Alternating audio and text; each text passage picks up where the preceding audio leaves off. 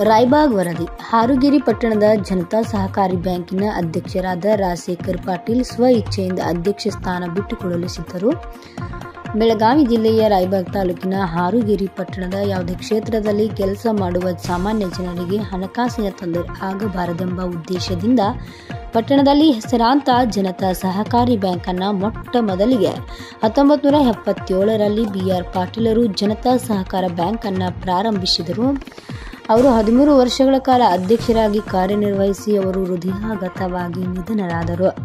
ನಂತರ ಜನತಾ ಸಹಕಾರಿ ಬ್ಯಾಂಕ್ ಅನ್ನು ರಿಸರ್ವ್ ಬ್ಯಾಂಕ್ನ ಅನುಮತಿ ಪಡೆಯುವುದಕ್ಕೆ ಆಗಿನ ಸಚಿವರಾದ HK ಪಾಟೀಲರ ಸಹಕಾರ ನಮ್ಮ ಬ್ಯಾಂಕ್ ಇಷ್ಟೊಂದು ಬೆಳೆಯಲು ಅವರೇ ಕಾರಣಕರ್ತರು ಎಂದು ಸಂಸ್ಥೆ ಅಧ್ಯಕ್ಷರು ಹೇಳಿದರು.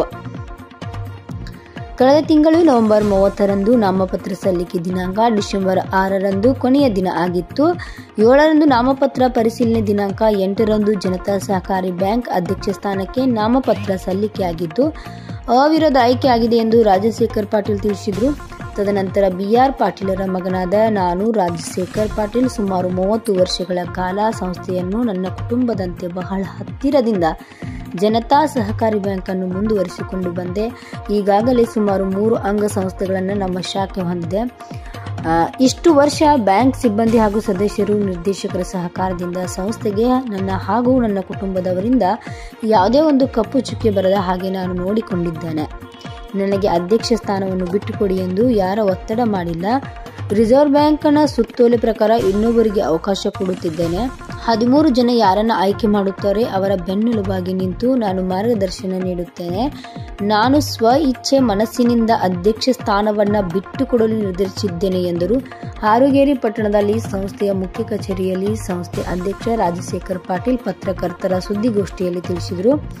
ಈ ಸಂದರ್ಭದಲ್ಲಿ ಶಂಕರ್ ಮಾನ್ಶೆಟ್ಟಿ, ಪ್ರಭುಲಿಂಗ್ ಪಾಲ್ಬಾವಿ, ಭೀಮಗೌಡ ಕರ್ನವಾಡಿ, ಕಲ್ಲಪ್ಪ ಕೊಕಟ್ನೂರ್, ತಮ್ಮಣ್ಣಪ್ಪ ತೇಲಿ, ಚಂದ್ರಕಾಂತ್ ಕೋಸ್ಲಿ, ಸಂಜು ಅವಕ್ಕನವರ್, ಸಂಗಣ್ಣ ಸೌದತ್ತಿ, ಅಶೋಕ್ ಗುಡ್ದೋಗಿ, ಚಂದ್ರಶೇಖರ್ ಗುಡ್ಸಿ, ಮುರುಗೇಂದ್ರ ಟಕ್ಕಣವರ್, ಮಲ್ಲಪ್ಪ ಮೋಪಧಾರ್, ವಿಶ್ವನಾಥ್ ಕಶ್ಯಟ್ಟಿ, ಹನುಮಂತ್ ಮಡಿವಾಳ್, ರಾಮಪ್ಪ ನಾಯ್ಕ್, ವಿನಾಯಕ್ ಮುಡ್ಸಿ, ಕಾಂತು ಬಾಡ್ಗಿ, ಇನ್ನು ಅನೇಕ ಬ್ಯಾಂಕಿನ ಸದಸ್ಯರು ಹಾಗೂ ಸಿಬ್ಬಂದಿಗಳು ಉಪಸ್ಥಿತರಿದ್ದರು. ವರದಿ Hanumanth Sannakinavar, UK first news, Belagavi.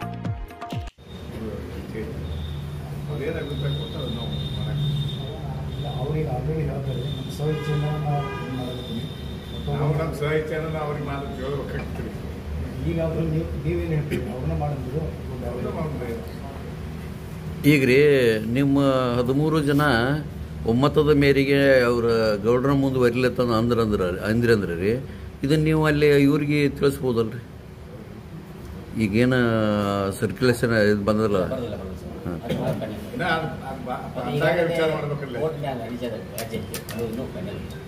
ಅವ್ರು ಮುಂದಿನ ಬರ್ಬೋದಂತ ಹೇಳಿದ್ರೆ ಏನು ಅದು ಬರ್ಬೇಕಿಲ್ಲ. ಇನ್ನ 13 ಮಂದಿ ಕೂಡಿ ಏನು ಡಿಸಿಷನ್ ಮಾಡ್ತಾರೆ ಅದಕ್ಕೆ ಆಡಳಿತ ಮಂಡಿ ಮ್ಯಾಗ 90% ಡಿಪೆಂಡ್ ಇರುತ್ತೆ. ನೀವು ಯಾವ್ದು ಹೇಳ್ತೀರಿ ಅದನ್ನ ಒಂದು ಮಾಡುವಂಥದ್ದು ಇದ್ರ ಬಗ್ಗೆ ನಿಮ್ಗೆ ಕೇಳಬೇಕು. ನಾಳೆ ಬಂದ್ರು ನೀವು ಗೌಡ್ರು ಮಾಡ್ತೀರೋ ಅಥವಾ ಬೇರೆ ಮಾಡ್ತೀರೋ ಅಂದ್ರೆ ಅವ್ರು ಏನು ಡಿಸಿಷನ್ ಮಾಡ್ತಾರೆ ಅದ್ರ ಮೇಲೆ ನಾವು ಮಾಡ್ತೀವಿ. ಅವ್ರು ಆಲ್ರೆಡಿ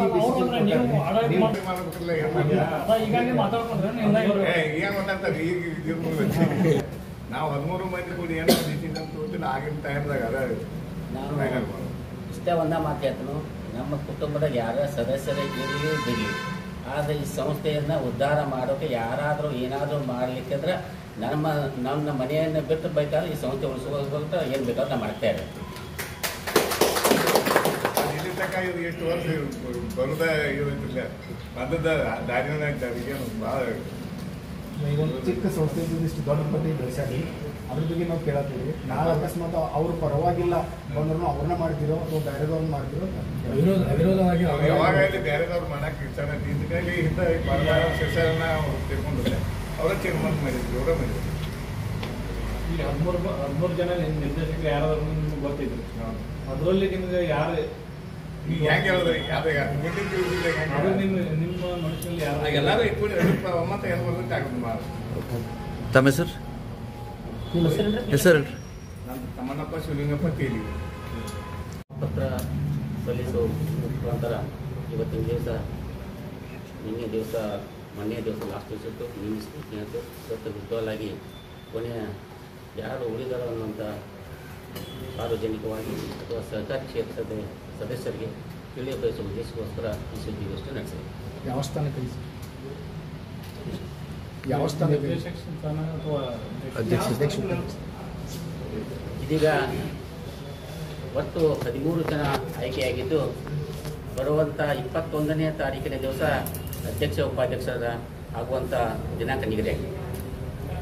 ಎಷ್ಟು ಜನ ಸದಸ್ಯರು board of director members total 3100 ಸದಸ್ಯರು.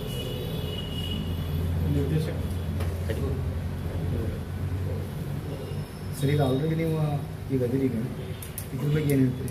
ಏನು ಇಂಪ್ರೂವ್ಮೆಂಟ್ ಮಾಡಿದ್ರೆ ಅದು ಎಷ್ಟು ದಿವಸ? ನಾನು ಇವತ್ತಿನ ದಿವಸ 1977ರಲ್ಲಿ ಪ್ರಾರಂಭಗೊಂಡಂಥ ಸಂಸ್ಥೆ ನಮ್ಮ ತಂದೆಯವರು 13 ವರ್ಷಗಳ ಕಾಲ ಸೇವೆ ಸಲ್ಲಿಸಿದರು. ತದನಂತರದಲ್ಲಿ 1990ರಿಂದ ಇದರಿಂದ 2024ರವರೆಗೆ ಸುದೀರ್ಘವಾಗಿ 34 ವರ್ಷಗಳ ಕಾಲ ನಾನು ಈ ಸಂಸ್ಥೆಯನ್ನು ಮುನ್ನಡೆಸಿಕೊಂಡು ಬಂದಿದ್ದೇನೆ. ಈಗೆಲ್ಲರ ಪ್ರೀತಿ ವಿಶ್ವಾಸ ಬರ್ತಕ್ಕಂಥ 21ನೇ ತಾರೀಕಿನ ದಿವಸ ನನ್ನ ವೈಯಕ್ತಿಕವಾಗಿ ಇದನ್ನು ಸಂಸ್ಥೆಯನ್ನು ಇನ್ನೊಬ್ಬರಿಗೆ ಯಾರಿಗಾದರೂ ಒಳ್ಳೆಯ ರೀತಿ ನಡೆಸಬೇಕನ್ನೋಂಥವ್ರಿಗೆ ಕೊಡುವಂಥ ಆಸೆ ಹೊಂದಿದ್ದೇನೆ. ಸ್ವ ಇಚ್ಛೆನೇ ಬಿಟ್ಕೊಡೋದು? ಸ್ವ ಇಚ್ಛೆಯಿಂದ ಬಿಟ್ಕೊಟ್ಟು. ಸರಿ, ಇಲ್ಲಿವರೆಗೂ ತಾವು ಅಭಿವೃದ್ಧಿ ಮಾಡಿದ್ದೀರಿ, ಈಗ ಯಾಕೆ ನೀವು ಬಿಟ್ಟು ಕೊಡ್ತಾ ಇದ್ದೀರಿ? ಈಗ ಇನ್ನೊಬ್ರಿಗೆ ಯಾಕೆ ಬಿಟ್ಟು ಕೊಡ್ತೀನಿ ಅನ್ನುವಂಥ ತಾವು ಕೇಳಿದ ಪ್ರಶ್ನೆಗೆ ರಿಸರ್ವ್ ಬ್ಯಾಂಕಿನಿಂದ ಕಾಲಕ್ಕೆ ಕೆಲವೊಂದು ಯಾರು ಅಧ್ಯಕ್ಷ ಆಗಬೇಕು ಅಂತ ನಿಯಮಗಳನ್ನು ಮಾಡ್ತಾ ಇದ್ದಾರೆ. ಈಗ ನಾವು ಇನ್ನೂವರೆಗೆ ಎಲ್ಲ ಸಹಕಾರಿ ಸಂಸ್ಥೆಗಳು ಯಾರ್ಯಾರು ಎಷ್ಟು ವರ್ಷ ಇರ್ತಾರೋ ಅನ್ನುವಂಥದ್ದು ಯಾವುದೂ ಇದ್ದಿದ್ದಿಲ್ಲ. ಈಗ ರಿಸರ್ವ್ ಬ್ಯಾಂಕ್ ಆಫ್ ಇಂಡಿಯಾ ಹೊಸದಾಗಿ ಕಾಯ್ದೆ ಮಾಡಿ ಪ್ರತಿ 8 ವರ್ಷಕ್ಕೊಬ್ಬ ಅಧ್ಯಕ್ಷನಾಗಬೇಕು ಅನ್ನುವಂಥ ಹೊಸ ಜಾರಿ ನಿಯಮದಲ್ಲಿ ಇರುವುದರಿಂದ ನಾನು ಅನುಭವ ಪಡೆದಷ್ಟು ಇನ್ನೊಬ್ಬರಿಗೂ ಸೂಕ್ತ ಅನುಭವ ಆಗಲಿ ಅನ್ನುವಂಥ ಉದ್ದೇಶದಿಂದ ನಮ್ಮ ಕುಟುಂಬದಲ್ಲಾಗಲಿ ಅಥವಾ ಯಾರೋ ನಿರ್ದೇಶಕರಾಗಿ ಯಶಸ್ವಿಯಾಗಿ ನಿರ್ದೇಶಕ ಸ್ಥಾನ ಅಧ್ಯಕ್ಷ ಸ್ಥಾನವನ್ನು ವಹಿಸ್ತಾರೆ ಅನ್ನುವಂಥದ್ದು ಎಲ್ಲ ನಿರ್ದೇಶಕರ ಮನಗಂಡರೆ ಅವರನ್ನು ಮುಂದಿನ ದಿವಸ 21ನೇ ತಾರೀಕು ಅಧ್ಯಕ್ಷನಾಗಿ ಮಾಡುತ್ತೇನೆ. ಸರ್, ಯಾವುದೇ ಒತ್ತಡ ನೀವು ಸ್ವ ಇಚ್ಛಾವಾಗಿ ಕೊಡ್ತಾರೆ. ಇನ್ನು ಮುಂದೆ ಇಂಡಿಯಾದಲ್ಲಿ ಕಾಲಕ್ಕೆ ಏನು ಕಾಯ್ದೆ ಮಾಡ್ತೈತಂದ್ರೆ ಇನ್ನುವರೆಗೆ ಯಾರಾದರೂ ಅಂದ್ರೆ ಪದವಿ ಹೊಂದಿಲ್ಲದ ನಿರ್ದೇಶಕರು ಹಾಕಿದ್ರು. ಇನ್ನು ಮುಂದೆ ಹಾಗಾಗೋದಿಲ್ಲ. ಯಾವುದೇ ಒಂದು 200 ಕೋಟಿ ಸಂಸ್ಥೆ ಬೆಳೆದಂಥ ಸಂಸ್ಥೆ ಸಿಎದವರೇ ಆಗಬೇಕು ಅಥವಾ ಆರ್ಥಿಕ ತಜ್ಞರೇ ಆಗಬೇಕು ಅನ್ನುವಂಥ ಕಾಯ್ದೆ ಬರುವ ದಿವಸಗಳಲ್ಲಿ ಬರುವುದಿದೋ ಆ ಕಾಯ್ದೆ ಕೂಡ ಈ ಸಂಸ್ಥೆ ಹಿಂದುಳಿಬಾರ್ದು ಅನ್ನೋ ಉದ್ದೇಶದಿಂದ ಅಧ್ಯಕ್ಷ ಯಾರಾಗಬೇಕು ಅನ್ನುವಂಥ ಪದವಿಯನ್ನು ಕೂಡ ಮುಂದಿನ ದಿವಸ ನಿರ್ಧರಿಸ್ತೀವಿ.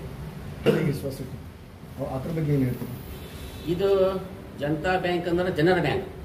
ಇದು ರಾಜಶೇಖರ್ ಪಾಟೀಲ್ ಕುಟುಂಬ ಇನ್ನೊಬ್ರು ಆದ್ರೆ ತಕ್ಕೋತಾರೋ ಅಥವಾ ಹಿಂಜರಿಕೆ ಆಗ್ತೈತಿ ಅನ್ನುವಂಥ ಯಾವುದೇ ವಿಚಾರವಾಗಿ ಇನ್ನೂವರೆಗೆ ನಮ್ಮ ಸಂಸ್ಥೆ ಸದಸ್ಯರು ಮಾಡಿಲ್ಲ, ಮುಂದೆ ಮಾಡುವುದಿಲ್ಲ ಅನ್ನುವಂಥ ಭರವಸೆಯನ್ನು ಕೊಡ್ತು ನಾನು ಇವತ್ತಿನ ದಿವಸ ಕೊಡ್ತೀನಿ. ಯಾಕಂದ್ರೆ ನಮ್ಮ ಬ್ಯಾಂಕು ರಿಸರ್ವ್ ಬ್ಯಾಂಕ್ ಆಫ್ ಇಂಡಿಯಾದಲ್ಲಿ ಬರೋದರಿಂದ BIG CGC ಅಂತ ಇನ್ಶೂರೆನ್ಸ್ ಇದೆ. ಒಬ್ಬ ಸದಸ್ಯ ಯಾರಾದರೂ 5 ಲಕ್ಷದವರೆಗೆ ಬ್ಯಾಂಕಿಗೆ ಏನಾದರೂ ಹಾನಿ ಒಳಪಟ್ಟರೆ ಅವರು RBI ವತಿಯಿಂದ ಹಣ ಸಿಗ್ತದೆ. ವಿಶ್ವಾಸಿಕ ಅಥವಾ ಮನೆಯವರು ಮಾಡಬೇಕು ಅನ್ನುವಂಥ ಇವತ್ತಿನ ನಾನು ಏನಾದರೂ ತಗೊಂಡ್ರೆ ಬರ್ತಕ್ಕಂಥ ಜನಮಾನಗಳು ಅವ್ರು ಯೋಗ್ಯರ ಎಷ್ಟು ಆಗ್ತಾರೆ ಅನ್ನೋದ್ರ ಮೇಲೆ ಡಿಪೆಂಡ್ ಆಗ್ತೈತೆ. ಹೊರತಾಗಿ ನನ್ನ ಕುಟುಂಬದವರೇ ಆಗಬೇಕು ಇವ್ರನ್ನೇ ಮಾಡಬೇಕು ಅಂತ ಯಾವುದೂ ನಮ್ಮ ನಿರ್ದೇಶಗಳು ಇದುವರೆಗೆ ಬಂದಿಲ್ಲ. ಅಲ್ಲ, ಇಂಥವ್ರಿಗೆ ಕೊಟ್ಟರೆ ನಮ್ಮ ಬ್ಯಾಂಕ್ ಇಳಿಗೆ ಆಗ್ತದಲ್ಲ. ಈಗ ನೀವು ಹೆಂಗೆ ಇಷ್ಟು ವರ್ಷ ಮಾಡ್ಕೊತ ಬಂದ್ರಲ್ರಿ? ಈಗಾಗಲೇ 13 ಜನ ಆಧಾರನಲ್ಲೇ ಮಾಡ್ಬೇಕಲ್ಲ ನಾವು. 13 ಯಾರೇ ಸೂಕ್ತ ವ್ಯಕ್ತಿ ಅಂತ ನಿಮ್ಗೆ ಸೂಕ್ತ ವ್ಯಕ್ತಿಯನ್ನು ಆಡಳಿತ ಮಂಡಳಿ ಸಭೆ ಮಾಡಬೇಕು ಜರುತ್ತೆ. ಈಗ ನಾನು ಒಬ್ಬನೇ ಹಂಗಿದ್ದೆ. ಸಂಸ್ಥೆ ಇವತ್ತಿನ 2024ರವರೆಗೆ ಕಳೆದ ಡಿಸೆಂಬರ್ 30ರಿಂದ ನಾಮಪತ್ರ ಸಲ್ಲಿಸಿಕೆ ಪ್ರಾರಂಭವಾಗಿ ದಿನಾಂಕ 6ರಂದು ಕೊನೆಯದಾಗಿ 7ರಂದು ಸ್ಕೂಟನಿಯಾಗಿ 8ರಂದು ಇವತ್ತಿನ ದಿವಸ ಅವಿರೋಧವಾಗಿ ಆಯ್ಕೆಯಾಗಿರ್ತಕ್ಕಂಥ ಯಾವುದಾದ್ರೂ ಸಂಸ್ಥೆ ಇದ್ರೆ ಅದು ನಮ್ಮ ಸಂಸ್ಥೆ, ಜನರ ಸಂಸ್ಥೆ, ಜನತಾ ಬ್ಯಾಂಕ್ ಸಂಸ್ಥೆಯಿಂದ ಹೆಮ್ಮೆಯಿಂದ ಹೇಳಬೇಕಿದೆ. ಡೇಟಾಬೇಸು ಉಗಾರು ಅಗ್ನಿ ರಾಯಭಾಗದಿಂದ ಹೊಂದಿದೆ. ಇನ್ನೊಂದು ಶಾಖೆ ಎಲ್ಲಾದರೂ ತೆಗೆದು 5 ಶಾಖೆಗಳು ಸ್ವಂತ ಕಟ್ಟಡ ವ್ಯವಸ್ಥಿತವಾಗಿ ಕಾರ್ಯನಿರ್ವಹಿಸಬೇಕು ಅನ್ನುವಂಥ ಹಂಬಲ ಆಸೆ ಎಲ್ಲ ನಿರ್ದೇಶಕ ಮಂಡಳಿ ಕೂಡ ಹಾಕಿಕೊಂಡಿದ್ದೇವೆ.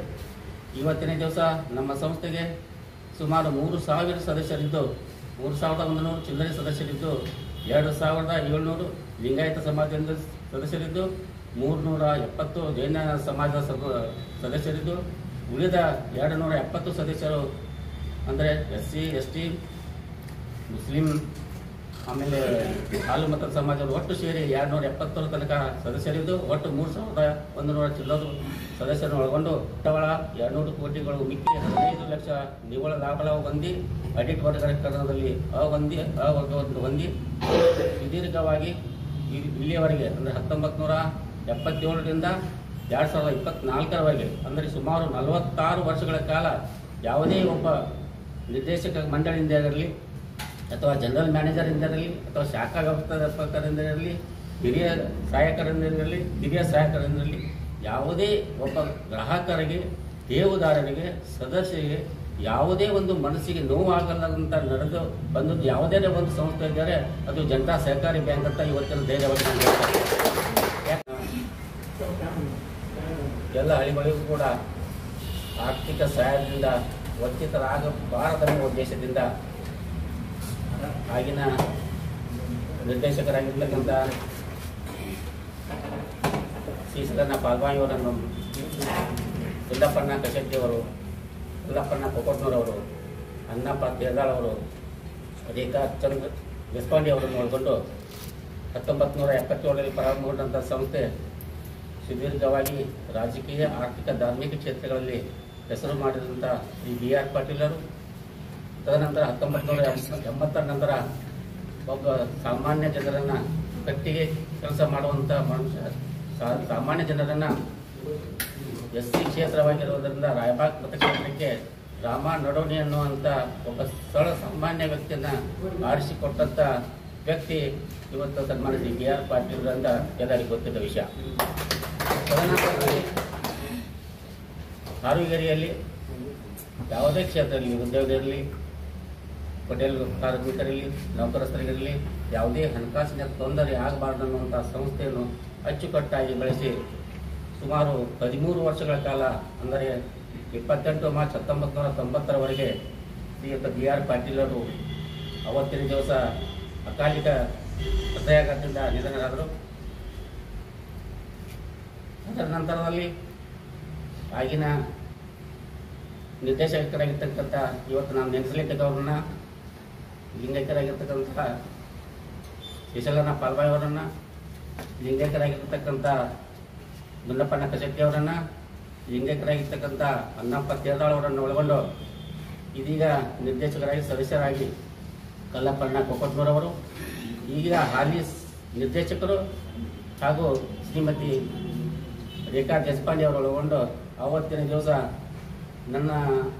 ನಾವು 3 ಜನ, ಅದರಲ್ಲಿ ಹಿರಿಯ ಸಹೋದರ ವೈದ್ಯಕೀಯ ವ್ಯಾಸಂಗ ಮಾಡ್ತಿದ್ದ, ಎರಡನೇದಾಗಿ ವಿಶ್ವನಾಥ್ ಪಾಟೀಲ್ ವೈದ್ಯಕೀಯ ಇಂಜಿನಿಯರಿಂಗ್ ಕೆಲಸ ಮಾಡ್ತಿದ್ರು.